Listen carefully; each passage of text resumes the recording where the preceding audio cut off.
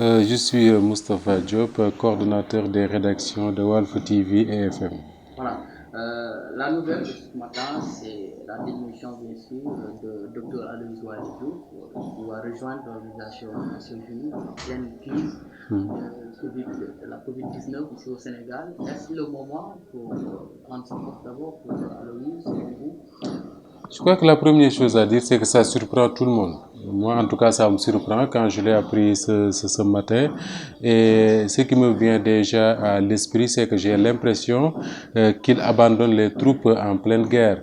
Parce que quand on a commencé, quand le Covid-19 a fait son entrée au Sénégal, les gens ont dit, le président de la République lui-même, qu'on était en guerre. Et quand on est en guerre, il faut resserrer les troupes. Personne ne doit manquer à l'appel. Alors, pour ce que Aloyse Diouf représente dans ce combat-là, sa proximité avec le ministre de la Santé, je crois que quelle que soit l'offre de l'Organisation mondiale de la santé, quels que puissent être les avantages qu'on peut avoir, parce qu'après tout, il gère sa carrière, je me dis que le moment n'est pas du tout bien choisi pour faire ce choix-là.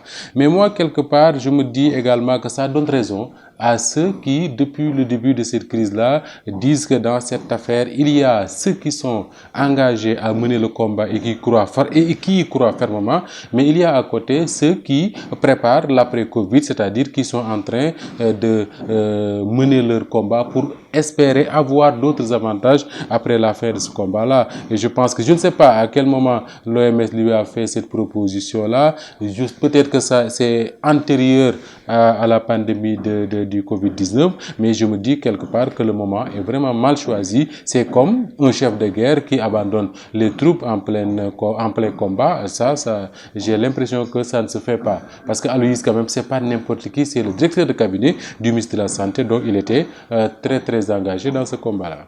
Alors, par rapport à cette démission, est-ce qu'on peut s'attendre à un impact négatif dans cette lutte de la COVID-19? Impact négatif, je ne pense pas. Pourquoi? Parce que le ministère, quand même, est assez organisé. Je pense que le directeur de cabinet du ministre peut être remplacé facilement. Mais quel que soit ce qui va se passer, pour moi, ce qui m'inquiète surtout, c'est la perception que l'opinion va avoir de ce départ-là.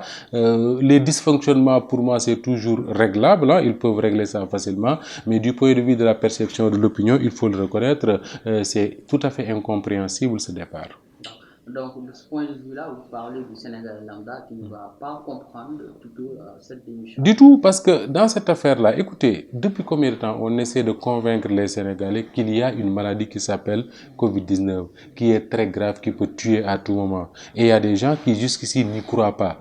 Il y a des gens qui ont toujours entendu que ce qu'on voit à la télé là parler, c'est des gens qui préparent, qui font leur communication, qui préparent leur carrière, qui sont en train de gérer d'autres intérêts. Si aujourd'hui on leur annonce que le directeur de cabinet lui-même du ministre de la Santé va partir, ils vont se dire que mais ils avaient raison, ceux qui pensaient que ce combat-là, il y avait d'autres choses derrière. Moi, c'est ça qui m'inquiète. Voilà. Donc, pour vous penser aussi qu'il y a des postes à pouvoir, outre celui, bien sûr, de l'Organisation mondiale de la santé. Vous voyez un tout petit peu des chamboulements à travers ce ministère. Moi, j'ai l'impression que dans les jours et semaines à venir, on va entendre d'autres choses au niveau d'abord du ministère, mais également de tous ceux qui tournent autour de la lutte contre le Covid-19, parce que qu'on le veuille ou non, c'est des gens également qui gèrent leur carrière. Et aujourd'hui, ils sont très visibles à travers le monde, qu'il s'agisse du professeur Seydi, qu'il s'agisse du docteur Bousso, qu'il s'agisse du docteur Aloyse ou même de Khemes Ngom Ndiaye, ils sont très visibles à travers le monde. Et ce qui est sûr, c'est que leurs compétences, ils vont les monnayer.